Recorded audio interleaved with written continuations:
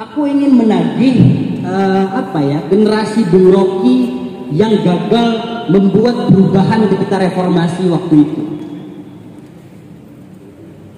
Waktu itu generasi Bung Rocky demonstran besar-besaran di Jakarta untuk berharap adanya perubahan yang terjadi. Tetapi tujuan reformasi itu kan sebetulnya sederhana aja, KKN ya, kolusi, korupsi dan nepotisme. Dan hari ini buktinya itu semua masih terjadi dan begitu langgeng gitu. Nah, aku ingin minta pertanggungjawaban atau bukan pertanggungjawaban atau konsep baru. Apakah dengan berkumpulnya kawan-kawan hari ini kita harus segera berkonsolidasi untuk menentukan gerakan yang baru untuk mengganti gerakan yang gagal yang diciptakan oleh generasi Bung Rocky?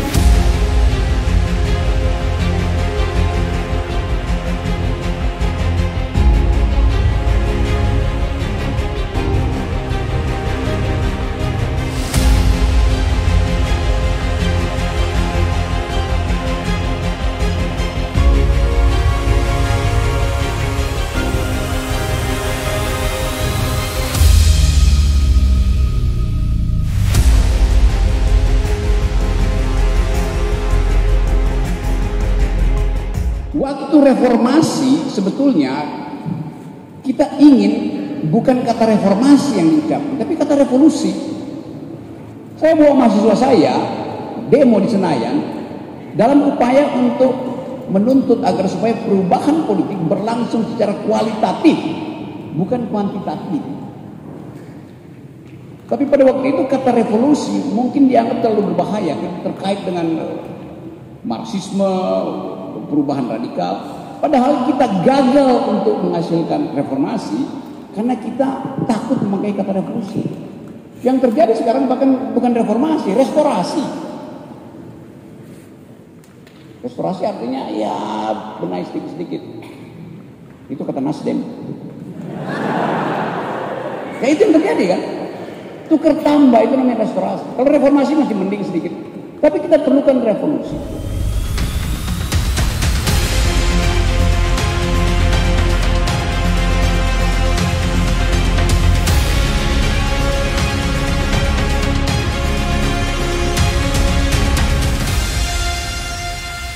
Di tahun 98 kita melakukan transisi dari otoritarianisme menuju demokrasi. Itu yang kita inginkan. Dari otoritarianisme menuju demokrasi. Itu namanya transisi demokrasi itu. Yang terjadi sekarang, kita memang sudah keluar dari otoritarianisme tapi belum masuk ke demokrasi. Kan transisi artinya melangkah keluar dari dan masuk ke. Kita baru keluar dari. Jadi betul Anda minta pertanggungjawaban saya. Tapi saya bilang enggak. Pada waktu itu teori saya adalah revolusi, bukan reformasi. Berubah secara kimia, bukan berubah secara fisika. Perubahan kimia itu perubahan kualitatif. Perubahan fisika, perubahan kuantitatif. Itu yang terjadi tuh. Jadi betul Anda tadi, akibat dari kita tidak secara sempurna merumuskan keinginan kita, maka yang terjadi adalah bagian-bagian buruk dari Orde Baru masih kita bawa ke Orde Reformasi, carry over ke situ. Sebagian besar anggota DPR kita itu mentalnya mental Orde Baru. Sebagian besar birokrat kita juga datang dari mental yang sama. Jadi memang ada hal yang tidak tuntas. Nah, itu yang kita tuntaskan hari ini yang Anda proposalkan tadi yang bagian kedua dari pertanyaanmu tadi. Jadi pahami bahwa kita gagal menyeberangkan bangsa ini dari otoritarianisme pergi pada demokrasi. Kita baru keluar dari otoritarianisme dan masih ada di dalam halaman otoritarianisme. Bahkan kita tambahkan otoritarianisme justru ketika kita hendak pergi ke demokrasi. Kita halangi sendiri gerak kita menuju demokrasi. Dengan apa? Dengan KUHP. Dengan apa? Dengan Omnibus Law. Dengan apa? Dengan Undang-Undang Minerba. Dengan apa? Dengan utang. Jadi itu yang terjadi. Jadi kalau orang minta lakukan reformasi jilid 2, bukan reformasi sebetulnya. Perubahan kualitatif tidak datang dari reformasi, tapi dari revolution. Dan revolusi itu membutuhkan perubahan radikal juga mindset pertama kali.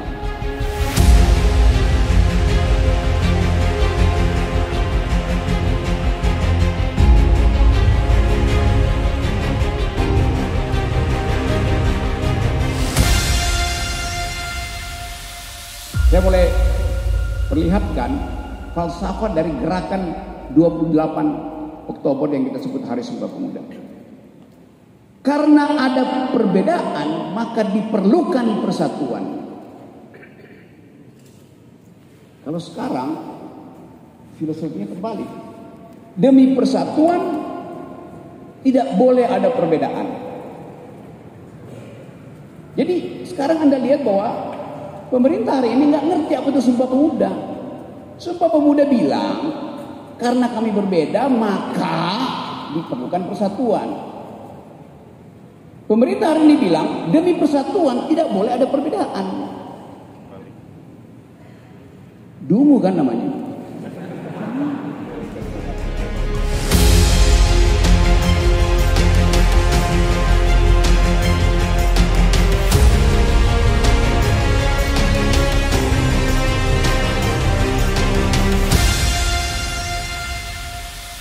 Jadi politik hari ini tidak diasuh oleh pikiran kampus. Akibatnya kita masuk dalam jebakan-jebakan kalkulasi-kalkulasi jangka pendek.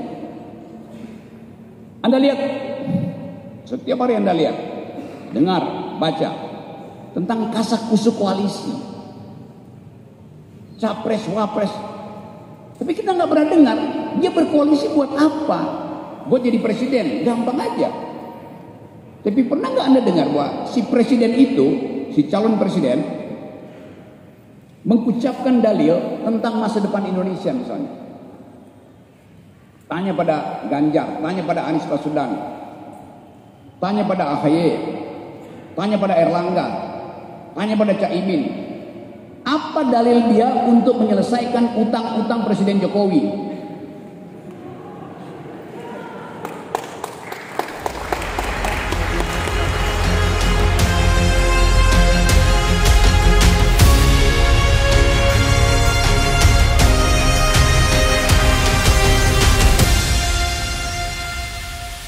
Diskursus dan mimbar bebas adalah hak primer kampus.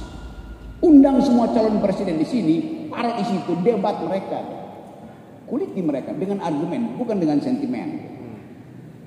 Nah, itu poinnya di sini. Jadi dengan cara itu kita bisa pastikan bahwa gerakan politik pemuda dan mahasiswa berakar jauh ke belakang sebelum Erick Thohir mau jadi presiden.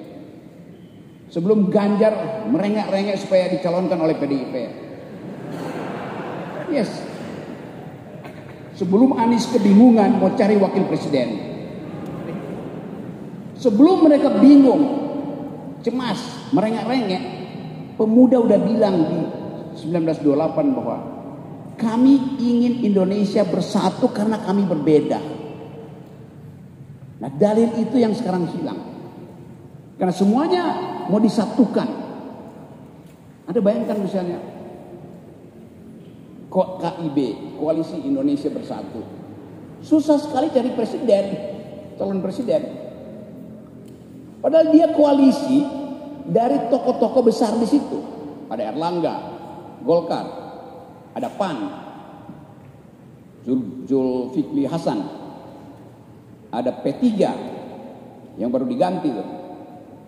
Tapi semua mereka punya komorbid, potensial untuk dapat sprindik, cemas karena tiba-tiba bisa dipasangkan jaket orange, walaupun jaket partainya beda-beda, tapi semuanya berharap jangan kena jaket orange. Akibatnya gamang untuk menentukan siapa pemimpin mereka.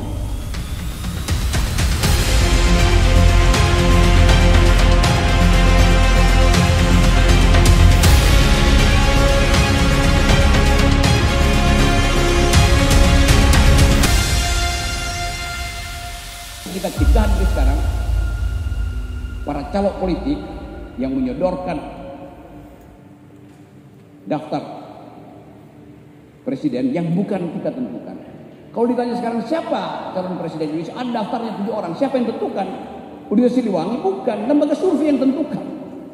Jadi lembaga survei sodorkan pada kita untuk kita pilih. Itu namanya kurang ajar. Mestinya kita yang tentukan ini pemimpin kita. Nah karena itu teman-teman, saya lagi kampanye bahwa pemimpin masa depan itu dia bukan sekedar lolos elektabilitas, itu nomor 3. Nomor 1 dia mesti lolos dulu etikabilitas atau moralitas kalau bahasa agama. Nomor 2 dia mesti lolos intelektualitas supaya dia mampu bertengkar dengan pikiran dunia di forum internasional. Baru kita uji elektabilitasnya. Jadi mulai sekarang kalau ada pemimpin bilang saya menjadi presiden, tanya pada dia tuh, Anda punya etikabilitas berapa persen? Wah, saya punya 30% elektabilitas. Bukan, saya tanya Anda etikabilitas berapa persen?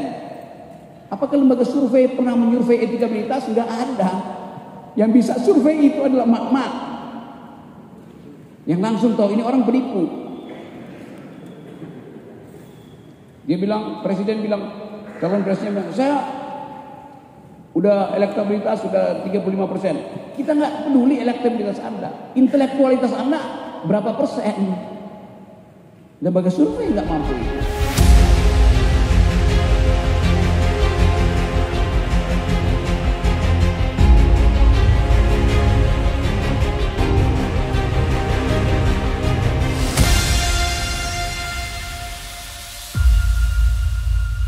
Terkait pilpres, mengingat para calon sudah ditentukan oleh lembaga survei, oleh bohir-bohir. Oleh bohir ya. Apakah pilpres dan pemilu turunannya itu menjadi dagelan politik? Nggak ada gunanya lagi kan, karena kita tahu bahwa siapapun yang akan mencalonkan diri itu datang dari lembaga survei yang dibiayai oleh bohir-bohir itu. Lain kalau Universitas Siliwangi yang bikin survei itu pasti jujur. Nggak ada lembaga survei yang jujur. Kenapa? Saya tagih. Dari mana uang kalian dapat untuk bikin survei itu 2 miliar? Nggak ada yang mau mengaku kan? Artinya itu bukan uang lembaga survei. Itu uang dititipkan oleh oligarki untuk mensurvei tokoh yang mereka senang. Ya.